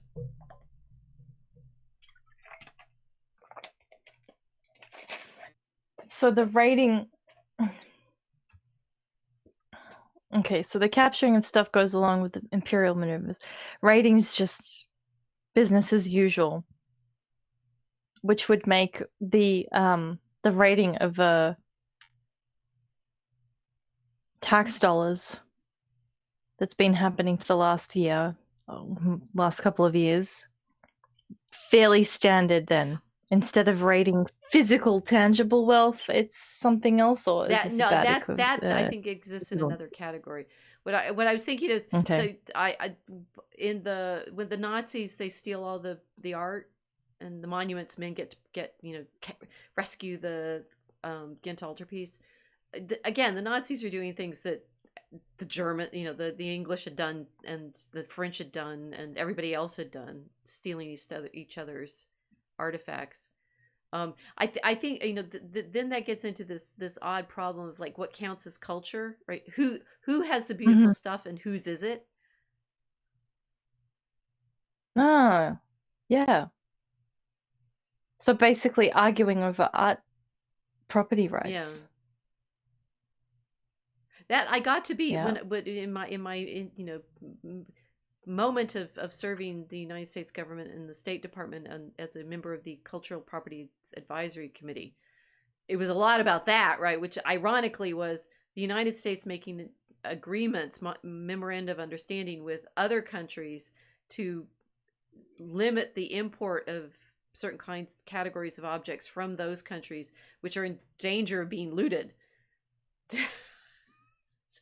So we in the year that I was on the committee, we talked through a number of different agreements with different countries, and saying they gave it a long list of all of these kinds of things that they wanted the American customs officials to look for, so that they don't get imported into our antiquities and ethnographic markets. And is this for private collections? Yeah. Or well, no, actually, museums. Okay. There were museum people on the committee as well, because museums are involved in some of these purchases too. If they're trying to add to their collections, they don't want to be buying stuff that's not allowed to be sold. But yeah, it's ironic that much of the British Museum collection might not make it to London under these circumstances. Would they get it past customs in 2024? Yeah, so a lot of the great culture of Europe moved around a lot in the 19th century, and we have this idea that it should all be stable and in particular collections now. Well, yeah, and that's interesting. It seems to be completely different than the cry for a pride over what you've produced in your own country. They wanted the exotic curiosities of their neighbors. oh yeah, foreign cultures. Everybody wanted to have imported treasures. So, okay. So it brings us to our next meme, which is America was built on slavery, which makes you concerned if you're a member of BLM, but delighted if you're looking at Egypt. Which we talked about, guys. Remember, we did a variety of episodes back in the day on the obelisks and the little Egypt in South Illinois and so forth. The degree to which this imagining of which culture we belong to. I mean, look at that. There's an obelisk as the Washington Monument. That's an Egyptian artifact, topped with aluminum, which is kind of interesting because it was considered more precious at the time. It's so funny. Yeah, what people considered precious at one stage. No, I had to include that. That to me was a kind of marker of 2024, because the conversation that we've had the last year, especially down here, is how everyone's going to save our freedom and retain all of our freedoms that we've got here, and all of this kind of stuff. Not a lot of reflection on the the actual slavery that's being practiced. I talked about it with you in our last stream, but the region around the waterways, the region around the Red Sea, that's being fought over by all of these powers, is still a zone that is used by human trafficking networks, and that this area of the planet is not slave free. I mean, it's not even America with a history of slavery that was abolished, and then it can be a kind of historical memory. This is still going on in that area, so it's kind of it's sort of like a meme in full circle, I suppose, with where we're at, staring at the Suez. That yeah, the waterways are being contested in that area, and that Egypt was built on slavery, America was built on slavery, but it's sort of like the entire dynamics of the maritime empires are built on slavery. It hasn't disappeared. It's still there. Well, so many of these things. How many more memes do we have? Let's see. There are no guns in Britain. Yes, well. Oh yeah. as if there were no war before guns were invented. And that, I mean, that being the, so guns often being, it's like the quintessentially European thing, since that's what, you know, Cortez uses to defeat the Aztecs and set up the mines. That Find aluminium. yes, that Europe is the inventor of these firearms.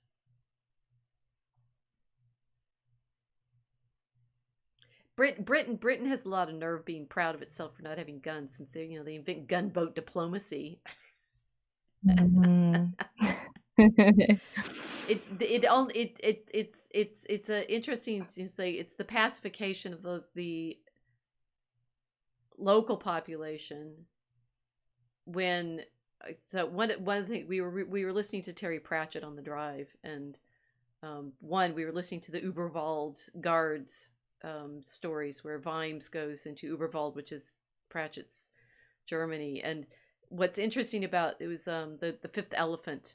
We should do a Pratchett episode sometime and talk through all of his satire. But in one of the you know, sort of climaxes of the story, the point Vimes makes about, you know, how he's going to bring he's the Dirty Harry character, right? The Clint Eastwood character of, like, bringing the law to the well, in this context, the Germany that's overrun by vampires and werewolves.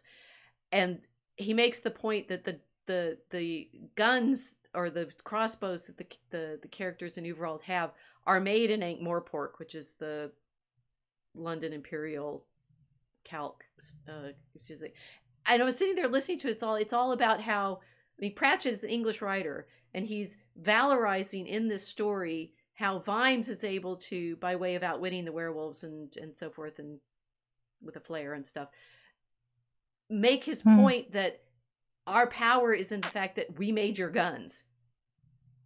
I'm like, well, woohoo!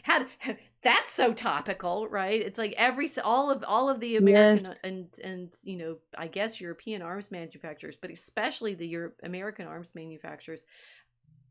That's apparently where our imperial power comes from, is selling arms to people. Okay, so we just don't sell them to England. Great.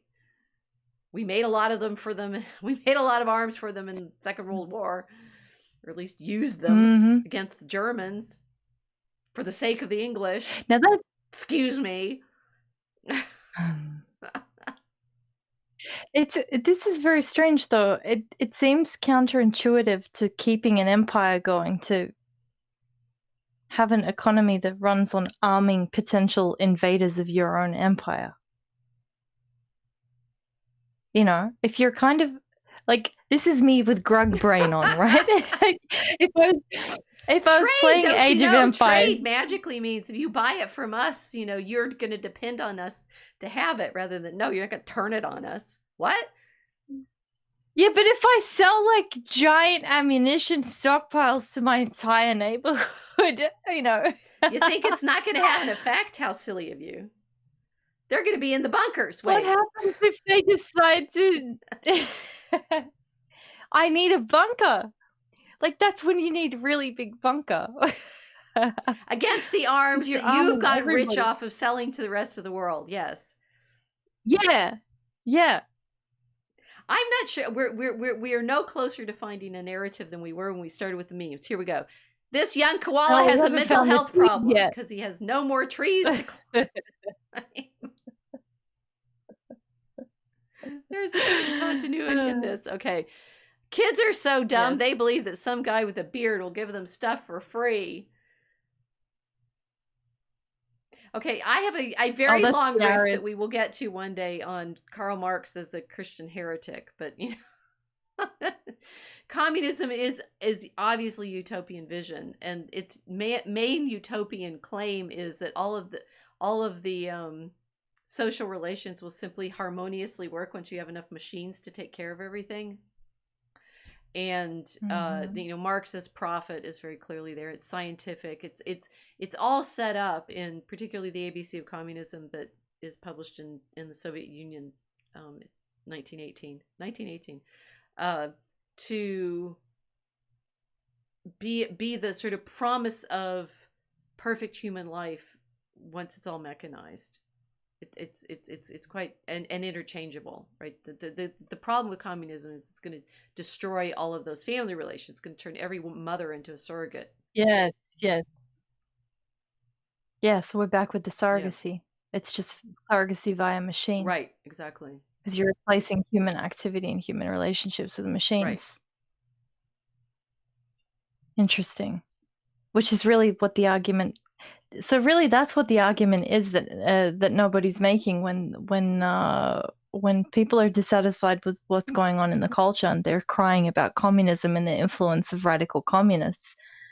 It's not because they're not arguing they're not necessarily arguing for machines to take over, because a lot of them want to deindustrialize, but it's the breakdown of the familial relationships and overriding them with all of these kinds of mechanized arrangements. Which is exactly what communism set up, right? But Yeah, the yeah, Santa Claus one is yeah. interesting because Santa Claus is also, I mean, it becomes the character that he has from the 19th century in the United States because of the indeed commercialization of Christmas, right? So both of these they're two sides of the same capitalist industrial production coin.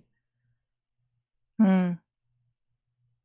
The communism was attractive because it seemed to be it seemed to be uh, a way of solving all of the problems that the industrialization created, but it was still an industrial vision. Mm. It's not a village vision. They obviously destroy the kulaks and the village communities and so forth. So it's another imperial vision. We've had too many family feuds at Christmas dinners, so no more Christmas dinners. It'll fix it. Yeah, basically. The problem isn't the relationships; it's the family. Eliminate that, and Yes. then it's all going to be Yes. fine. Which is ultimately Yeah. why I keep banging into stuff tonight. Is is sort of I do actually have a problem with this because ultimately this claim of the invented family is Christian.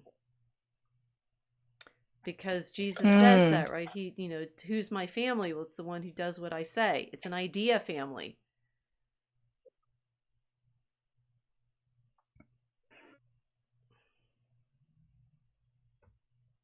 Now that's gonna make everybody uncomfortable. Oh, we go there on the Mosaic Arc, right? We give you no easy outs, just like Jesus doesn't. No.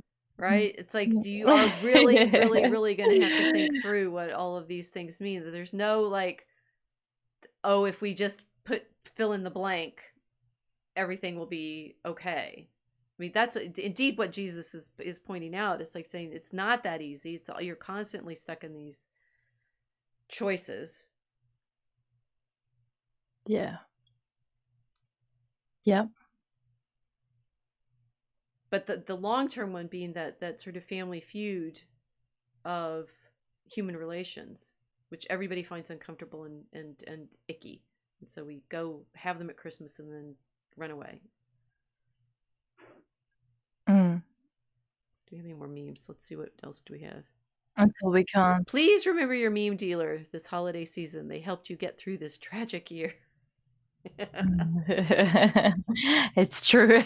Are we hoping that there is a grand They theme did. in all of this? Oh, wait, one more.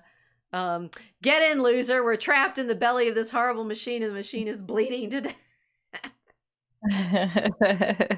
Which I think is an appropriate one. Yes. that we have for the ending. It's like, Yes. what is there, is I hear my crystal ball, right? Is there the solution to get out of any of this? I mean, we do believe that it is Christ, but I think this has been good to sort of meme through some of the what you keep trying. Oh, we'll go back to the beginning one, which was, deciding which propaganda fits my bias, as if it's like a grid. Yes. Right? And you can find out, you can Yes. plot yourself there, and then you know where you are. No, it's get in, loser. We're trapped in the belly of this machine, and the machine is bleeding to death. Mm-hmm. Yeah. And now we have to navigate those relationships we don't want to. Very much so. Hmm. I mean, you can. I Mm. hope maybe our burbling through all of this. I'd say my frustration with the way all of the political conversation goes, going back to the easy propaganda fits my bias problem, is it doesn't slice that easily. It's like trying to slice your family Yes. arguments into who is absolutely right and who is being unreasonable. Mm. And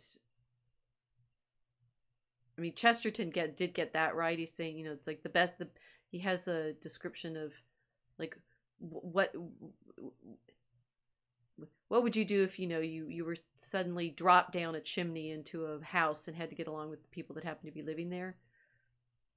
Well, you did. You were born, and then Yep. you're suddenly in the midst of this ongoing dynamic that uh no one in human history seems to have found a simple answer to. Mm. Mm. No, it's not simple. It's getting more complicated now. We can have mail order, mail families via mail order. Well, that's slavery. I Um, mean, people have been doing yes, that too. yes, That's it. So the yes. Roman family. So there's Jesus's understanding of him. Those who love our family. Then there's the Roman family, which is the household, which includes the slaves, right? So simply Mhm. buying your family has you know been an option. It's called slavery. You want to buy the one Mm, you want to prefer to pick your household, go to the market, pick them out. Well, yes, there's a tradition. okay.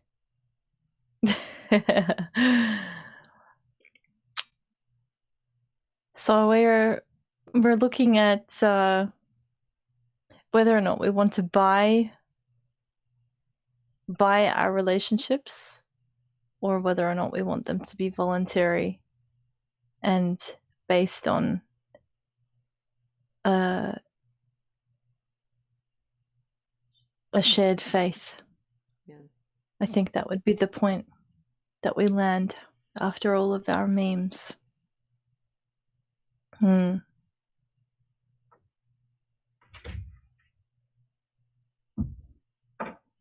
Yeah. It's the great tragedy of modernity is that it decided in the 18th century that everything would be better off rationalized and mechanized, Mm. as opposed to what I actually work on, what I enjoying right now writing about in terms of Marian imagery, but the training of the soul. That's where it all has to happen, because it's in our Mm. soul that all of this evil happens. Mm. And the machines intensify certain effects of our souls, but the solution has to be in actually first in prayer and actually in training our souls. It's not going to be mechanizable. And I think that's one of the reasons I dislike the political game so much, because it's all flat in the sense of this graph, right? And the idea is, if we can just find the right sort of configuration of things in this flat design of forces, it will all fit work. And Mm. of course Christ knows that that's not quite the case. We're not machines. It's impossible to talk with you. You only give solutions.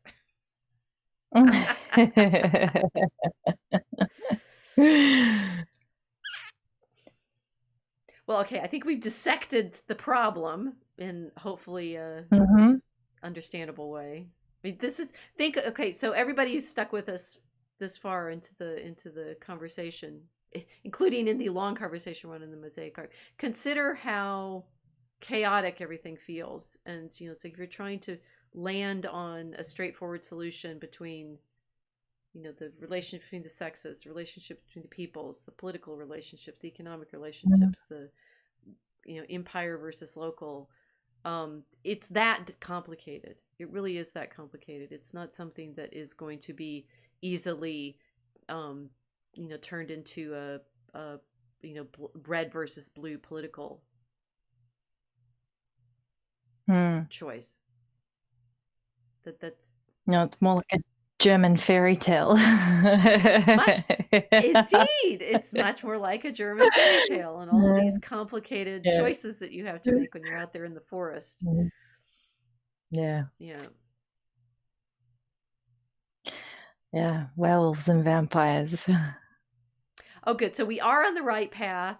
It's myth and fairy stories, and that's what we've been trying to show you all along. Very good. Yes. Okay, good. Yeah, I can't add any more than that. All right, I'll go back to the get and loser, right? It's like, yes, the machine is bleeding to death, but we are not machines. We are incarnate minds, as Tolkien liked to put it, and that's the level of solution that we're going to have to be coming to, not trying to mechanically fix everything.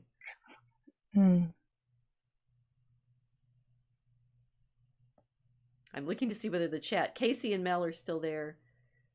The peasants start to stand as a barrier between the aristocracy and its enemies, cannon fodder. Yes, typically. Getting the aristocracy to care about the peasantry is not historically reliable. Yeah, the peasantry has to care about the peasantry. Well, oddly enough, the church actually cared about the peasantry in the Middle Ages. So they did try to talk to them and help them, pray and train their souls better. Okay. Well, yet again, we don't have any predictions, except for to say this is likely to be the dynamic of things that we're involved in, seeing as it's been the dynamic of history. And if you stick with us, we will, one, help you understand that. and two, through our work, right? Please buy our book, which you can buy. Through the work in our poetry and our art and the storytelling, unpack all of these relationships and dynamics to a point where people start being able better to see why the moral and psychological difficulties are what they are. We don't get out of this easily. We're souls. That's the most complicated thing ever made in the universe. It's kind of hopeful thought. Yep. Right? Yeah. Made in the image and likeness of God. Do you expect it to be easy to fix? Please. Took the Son of God to accomplish that. We will get better at getting you to this point and just saying that's why you need Christ, and there is no way out without him. Yes. Okay, so like, subscribe, join the chat and unauthorized, check out our books, and subscribe to our newsletter, because we'll keep you updated and informed on various things, including when we're finally going to figure out how to ship all of these books to our backers, which we are figuring out. And it's not as easy as you think it is, because none of the systems that are set up either in Kickstarter or something or this or that have that money collecting option that we needed for the shipping. Trust us, we are working on it. Yes, we are. Okay. Did I remember to say everything that time? Yeah, I think so. Yeah. Good. Thank you for joining. Happy 2024. Welcome aboard. And this ship isn't bleeding. This ship is alive. Night.